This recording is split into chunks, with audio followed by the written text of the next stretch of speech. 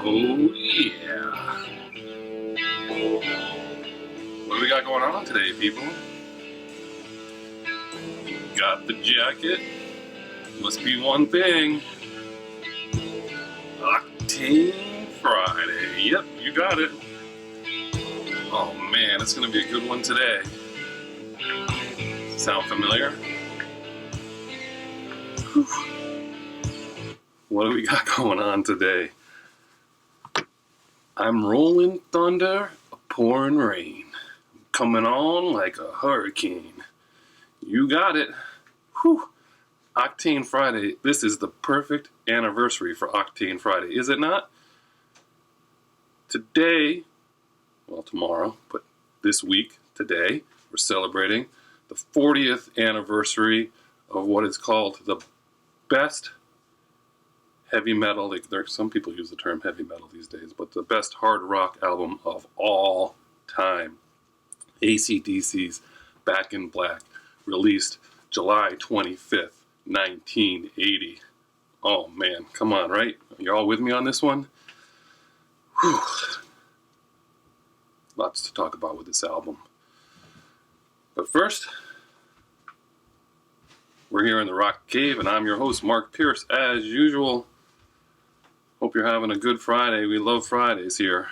We're skipping over rock history. We're just going right to the source today. All right, AC/DC. This is the first band that might be featured for a third time on Song of the Day, which is pretty incredible considering all the bands we still have yet to cover. But it's just the way the calendar works, people. And you cannot skip this one. This is a huge anniversary, right? All right. Let's take this jacket off. Get this right. All right. What are we talking about here?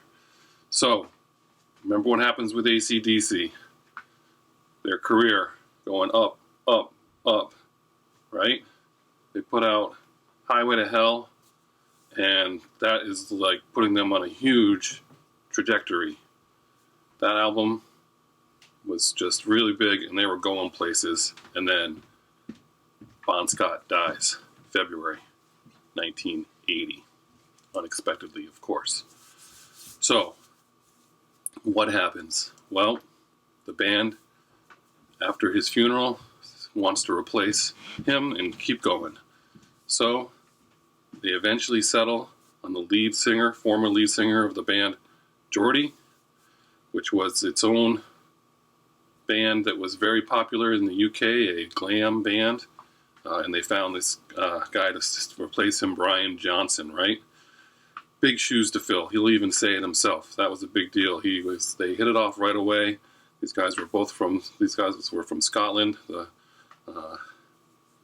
was just, anyway, big shoes to fill. So what do? They're trying to find a studio to record in, and they can't find one in London or in England that they want, so they go to the Bahamas to record this album. They got the legendary Mutt Lange producing. I mean, this guy's produced, if you just look at any album, any rock album that you love from the late 70s through the 80s, it seems like they're all produced by Mutt Lange. It's a true story.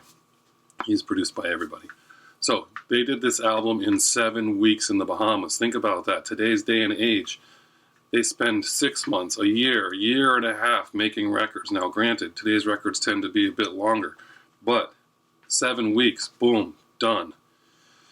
The recording process is in like a studio that has like crabs to walk through, and not necessarily the nicest place, but then they have actual weather issues, and apparently Mutt Lange is the one who commented about Rolling Thunder, and that's where they got the idea for the opening line, as reference to the actual weather that was happening while they were recording.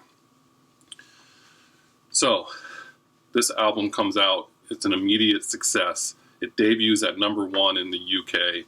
It goes to #4 in the United States, all right? It was mixed at Electric Ladyland in New York City, goes on to sell over 50 million copies. Think about that for a minute. One of the best-selling records of all time, any record. 50 million. At one point, it was selling 10,000 copies a day. insane, right? Basically, this record puts them way over the top, and they become so big that the record company, in a hurry, releases Dirty Deeds Done Dirt Cheap, the record that was out. We talked about this before. It was out everywhere else but the United States. And so by the spring of '81, they're like, this band is huge, and they put out that record, because I remember that record when it came out, but that was like a 3 or 4 year old record when it came out in the United States. And that went to number 3 in the United States. That went higher than Back in Black. How about that? So when they release it, all these other albums go into the top charts, especially in the UK. At one point, 4 old albums from AC/DC go back in the charts when they release Back in Black. They're the first band to have 5 albums in the charts in the UK at the same time since the Beatles. So, think about this record, right? I mean, who doesn't love at least one song on this record? I mean, this is a greatest hits record all by itself. You couldn't have gone to any, if you didn't go to any party in the 80s and play this song, then you weren't even really at a party, were you? I mean, come on. I mean, every age knows a song from here. It's crazy, right? This is just an awesome album. It's just great. So what do we got for track listing?